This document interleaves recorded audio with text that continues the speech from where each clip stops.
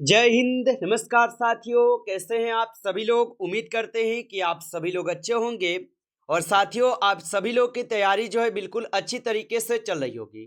तो साथियों आज की इस क्लास में हम सभी लोग जो है झारखंड जेईटी एग्जाम 2026 के लिए साथियों ऐसे इंपोर्टेंट और चुनिंदे क्वेश्चन को देखने वाले हैं जो कि आपके 26 अप्रैल के एग्जाम के लिए जो है काफ़ी ही इंपॉर्टेंट है।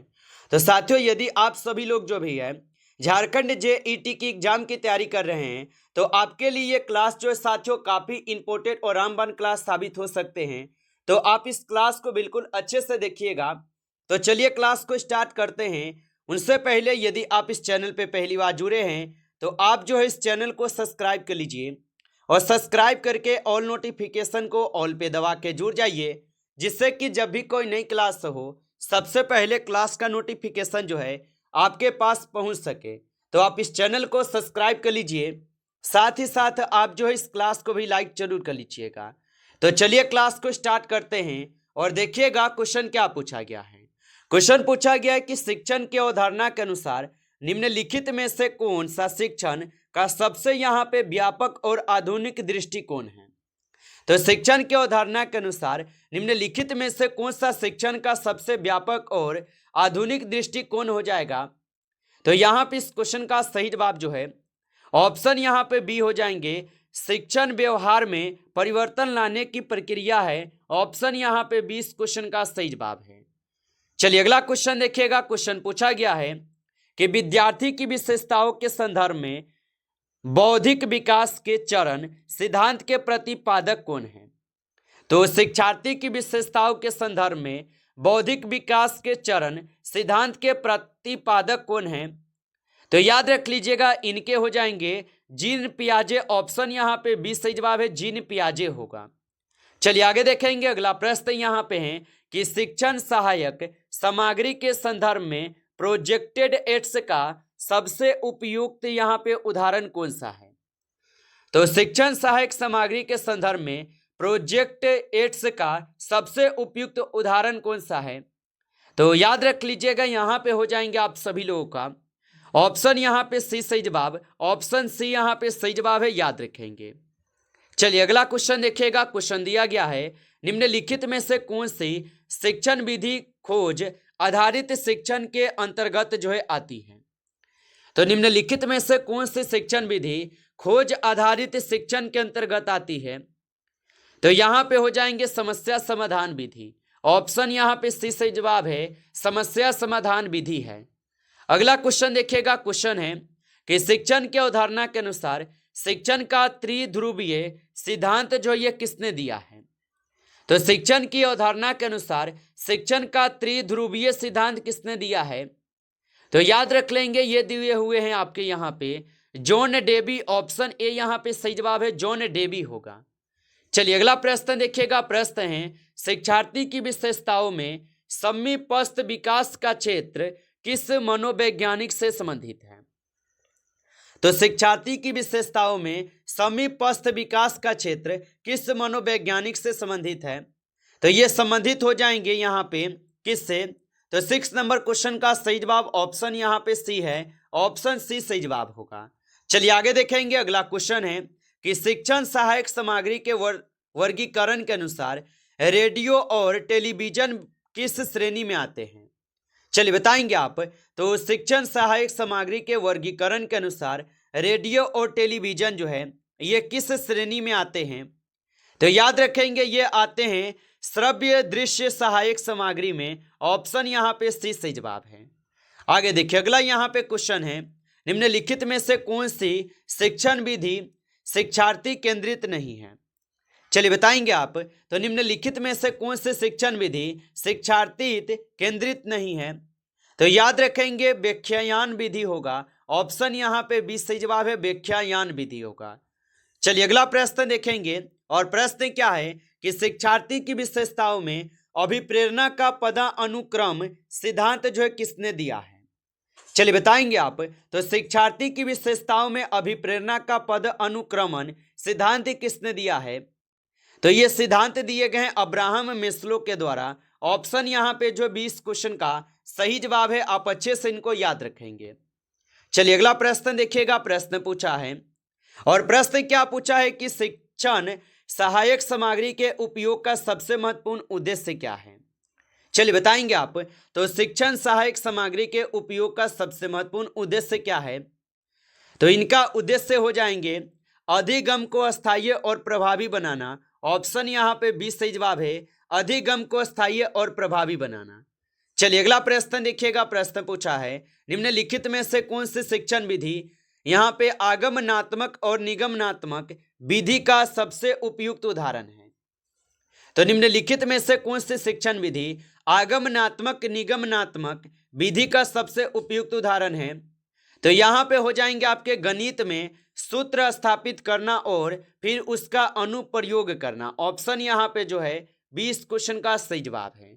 चलिए आगे देखेंगे, अगला प्रश्न यहाँ पे है शिक्षण की अवधारणा के अनुसार सक्रिय अधिगम में सबसे अधिक जोर जो ये किस पर होता है। चलिए बताएंगे आप। तो शिक्षण की अवधारणा के अनुसार सक्रिय अधिगम में सबसे अधिक जोर किस पर होता है। तो ये होते हैं आपके शिक्षार्थी की सक्रिय भागीदारी पर। ऑप्शन यहाँ पे 20 सही जवाब है, याद रखेंगे। चलिए अगला प्रश्न देखिएगा, प्रश्न पूछा गया है और प्रश्न क्या है कि शिक्षार्थी की विशेषताओं में सृजनात्मकता का विकास सबसे अधिक किस अवस्था में होता है। चलिए बताएंगे आप। और आप अभी तक इस क्लास को लाइक नहीं किए होंगे तो आप इस क्लास को एक बार लाइक कर लेंगे। नए जुड़े हैं आप इस चैनल पे तो आप इस चैनल को सब्सक्राइब करके ऑल नोटिफिकेशन को ऑल पे दबा के जुड़े रहिएगा, जिससे कि जब भी कोई नई क्लास हो सबसे पहले जो है क्लास का नोटिफिकेशन आपके पास पहुंच सके। तो आप इस चैनल को सब्सक्राइब जरूर कर लीजिएगा और बताइएगा कि शिक्षार्थी की विशेषताओं में सृजनात्मकता का विकास सबसे अधिक किस अवस्था में होता है। तो ये होते हैं आपके किशोरावस्था में। ऑप्शन यहाँ पे सही जवाब है, किशोरावस्था में होगा। अगला प्रश्न देखिएगा, प्रश्न पूछा गया है कि शिक्षण सहायक सामग्री के रूप में बुलेटिन बोर्ड का मुख्य उपयोग क्या है। चलिए बताएंगे आप। तो शिक्षण सहायक सामग्री के रूप में बुलेटिन बोर्ड का मुख्य उपयोग क्या है। तो याद रख लीजिएगा, इनका उपयोग हो जाएंगे यहाँ पे सूचनाएं और प्रदर्शनियां प्रस्तुत करना। ऑप्शन यहाँ पे 20 सही जवाब है, याद रखेंगे। चलिए अगला प्रश्न देखिएगा, प्रश्न है निम्नलिखित में से कौन सी शिक्षण विधि सहकारिता अधिगम का सबसे अच्छा उदाहरण है। चलिए बताएंगे आप। तो निम्नलिखित में से कौन सी शिक्षण विधि सहकारिता अधिगम का सबसे अच्छा उदाहरण है। तो यहाँ पे हो जाएंगे समूह चर्चा विधि। ऑप्शन यहाँ पे 20 सही जवाब है, समूह चर्चा विधि हो जाएगा, याद रखेंगे। चलिए अगला प्रश्न देखिएगा, प्रश्न पूछा है शिक्षण की अवधारणा में रचनावादी शिक्षण का मूल सिद्धांत क्या है। चलिए बताएंगे आप। तो शिक्षण की अवधारणा में रचनावादी शिक्षण का मूल सिद्धांत क्या है। तो याद रखेंगे, इनका सिद्धांत हो जाएंगे ज्ञान का निर्माण शिक्षार्थी स्वयं करता है। ऑप्शन यहाँ पे जो 20 क्वेश्चन का सही जवाब हो जाएगा। आप अच्छे से इनको जो है याद रखेंगे। चलिए अगला प्रश्न देखिएगा, प्रश्न पूछा गया है कि शिक्षार्थी की विशेषताओं में विचलित ध्यान सबसे अधिक किस अवस्था में जो है पाई जाती है। चलिए बताएंगे आप। तो शिक्षार्थी की विशेषताओं में विचलित ध्यान सबसे अधिक किस अवस्था में पाई जाती है। तो याद रख लीजिएगा, ये पाई जाती है बाल्या अवस्था में। ऑप्शन यहाँ पे डी सही जवाब है, बाल्या अवस्था में होगा। अगला प्रश्न यहाँ पे है और प्रश्न क्या दिया गया है कि शिक्षण सहायक सामग्री के संदर्भ में ग्राफिक सहायक का उदाहरण निम्नलिखित में से कौन सा है। चलिए बताएंगे आप। तो शिक्षक सहायक सामग्री के संदर्भ में ग्राफिक सहायक का उदाहरण निम्नलिखित में से कौन सा है। तो यहाँ पे हो जाएंगे रेखा चित्र। ऑप्शन यहाँ पे सही जवाब है, रेखा चित्र होगा, याद रखेंगे। अगला क्वेश्चन यहाँ पे है कि शिक्षण विधियों के संदर्भ में मॉड्यूलर शिक्षण का सबसे बड़ा लाभ क्या है। चलिए बताएंगे। तो शिक्षण विधियों के संदर्भ में मॉड्यूलर शिक्षण का सबसे बड़ा लाभ क्या है। तो इनका बड़ा लाभ हो जाएंगे यहाँ पे विद्यार्थी अपनी गति से सीख सकता है। ऑप्शन यहाँ पे 20 क्वेश्चन का सही जवाब है, याद रखेंगे आप। चलिए अगला क्वेश्चन देखेंगे। अगला क्वेश्चन यहाँ पे है कि मानव विकास सूचकांक के संदर्भ में यहाँ पे समायोजित वास्तविक आय प्रति व्यक्ति आय का लघुगणक क्यों लिया जाता है। चलिए बताएंगे आप। तो मानव विकास सूचकांक के संदर्भ में समायोजित वास्तविक आय प्रति व्यक्ति का लघु गणक क्यों लिया जाता है? तो याद रखेंगे ये लिए जाते हैं उच्च आय के घटते प्रभाव को दर्शाने के लिए। ऑप्शन ए यहाँ पे इस क्वेश्चन का सही जवाब हो जाएगा। चलिए अगला प्रश्न देखिएगा कि सतत विकास लक्ष्यों के तहत शून्य भूख लक्ष्य प्राप्त करने हेतु निम्नलिखित में से सबसे प्रभावी दीर्घकालिक उपाय कौन सा है? चलिए बताएंगे आप। तो सतत विकास लक्ष्यों के तहत शून्य भूख लक्ष्य प्राप्त करने हेतु निम्नलिखित में से सबसे प्रभावी दीर्घकालिक उपाय कौन सा है? तो यहाँ पे हो जाएंगे कौन? तो याद रखेंगे कृषि में टिकाऊ तकनीक एवं जैव विविधता को बढ़ावा देना। ऑप्शन यहाँ पे 20 क्वेश्चन का सही जवाब है। अगला क्वेश्चन देखेंगे कि वायु प्रदूषण में प्राथमिक प्रदूषक और द्वितीयक प्रदूषक के संदर्भ में निम्नलिखित में से कौन सा युग्म यहाँ पे सही है? चलिए बताइएगा आप। तो वायु प्रदूषण में प्राथमिक प्रदूषक और द्वितीयक प्रदूषक के संदर्भ में निम्नलिखित में से कौन सा यहाँ पे युग्म सही है? तो यहाँ पे हो जाएंगे SO2 और यहाँ पे -O3 हो जाएंगे। ऑप्शन यहाँ पे ए जो इस क्वेश्चन का सही जवाब दिए गए हैं। अगला प्रश्न देखेंगे आप। और प्रश्न क्या पूछा है कि प्राकृतिक संसाधनों के संरक्षण के संदर्भ में संसाधन त्रिकोण का सबसे यहाँ पे निचला स्तर किससे संबंधित है? तो प्राकृतिक संसाधनों के संरक्षण के संदर्भ में संसाधन त्रिकोण का सबसे निचला स्तर किससे संबंधित है? तो ये हो जाएंगे आपके न्यूनीकरण से। ऑप्शन यहाँ पे सही जवाब है न्यूनीकरण से होगा। आगे देखिए अगला यहाँ पे क्वेश्चन पूछा गया है। क्वेश्चन क्या है कि पर्यावरणीय प्रभाव आंकलन में स्क्रीनिंग चरण का मुख्य उद्देश्य क्या है? तो पर्यावरण प्रभाव आंकलन में स्क्रीनिंग चरण का मुख्य उद्देश्य क्या है? तो इनका मुख्य उद्देश्य है यह निर्धारित करना कि परियोजनाओं को EIA की आवश्यकता है या नहीं। ऑप्शन यहाँ पे 20 क्वेश्चन का सही जवाब है। आगे देखिए अगला प्रश्न है कि जल प्रदूषण में यूट्रोफिकेशन की प्रक्रिया का अंतिम परिणाम जो है क्या होता है? तो जल प्रदूषण में यूट्रोफिकेशन की प्रक्रिया का अंतिम परिणाम क्या होता है? तो इनका अंतिम परिणाम हो जाएंगे जलाशय का मित्र और क्षेत्र में परिवर्तन होना। ऑप्शन यहाँ पे 20 क्वेश्चन का सही जवाब है। आगे देखिए अगला यहाँ पे क्वेश्चन पूछा गया है कि मानव विकास के संदर्भ में लिंग असमानता सूचकांक में निम्नलिखित में से किस संकेतक को शामिल नहीं किया जाता है? तो मानव विकास के संदर्भ में लिंग असमानता सूचकांक में निम्नलिखित में से किस संकेतक को शामिल नहीं किया जाता है? तो याद रख लीजिएगा प्रति व्यक्ति आय को। ऑप्शन यहाँ पे सही जवाब है प्रति व्यक्ति आय को नहीं किए जाते हैं। अगला क्वेश्चन देखेंगे। क्वेश्चन है कि निम्नलिखित में से कौन सा ग्रीन हाउस गैस नहीं है लेकिन यह क्या है? तो ओजोन परत के क्षरण में प्रमुख भूमिका निभाता है। तो यहाँ पे हो जाएंगे आपके कौन? तो CFCS। ऑप्शन यहाँ पे जो है इस क्वेश्चन का सही जवाब दिए गए हैं। आप अच्छे से इनको जो है याद रखेंगे। चलिए आगे बढ़ते हैं। अगला प्रश्न देखिएगा। और प्रश्न क्या पूछा है कि प्राकृतिक संसाधन के प्रबंधन में कॉमन्स की त्रासदी का मूल कारण यहाँ पे क्या है?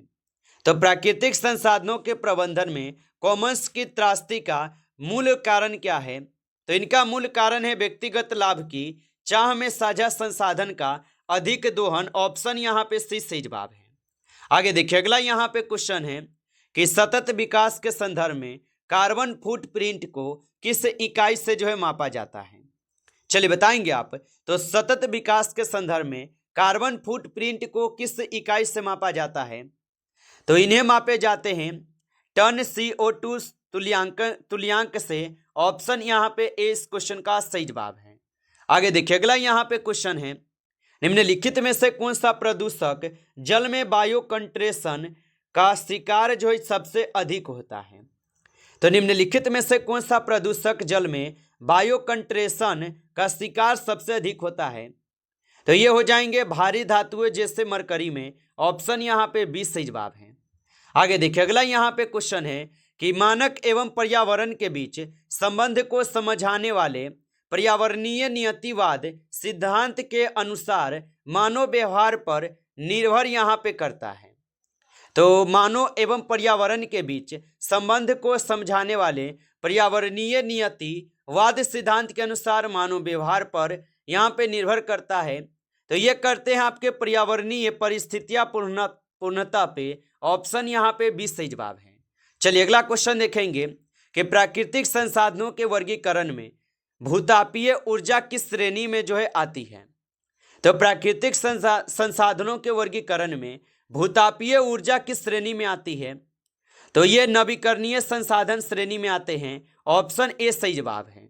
आगे देखिए अगला यहाँ पे क्वेश्चन पूछा गया है कि सतत विकास के वुडलैंड आयोग द्वारा दी गई परिभाषा में सबसे महत्वपूर्ण तत्व कौन सा है। तो सतत विकास के वुडलैंड आयोग द्वारा दी गई परिभाषा में सबसे महत्वपूर्ण तत्व कौन सा है। तो यहाँ पे वर्तमान की आवश्यकताओं की पूर्ति बिना भविष्य की पीढ़ियों की क्षमता को यहाँ पे नुकसान पहुंचाए। ऑप्शन यहाँ पे 20 क्वेश्चन का सही जवाब हो जाएगा। नमस्कार साथियों, इस क्लास में आपके टॉप 35 क्वेश्चन थे जो कि आपके एग्जाम के लिए काफ़ी इंपॉर्टेंट क्वेश्चन थे। साथियों यदि आपको क्लास अच्छा लगा हो तो आप इस क्लास को लाइक कर लेंगे।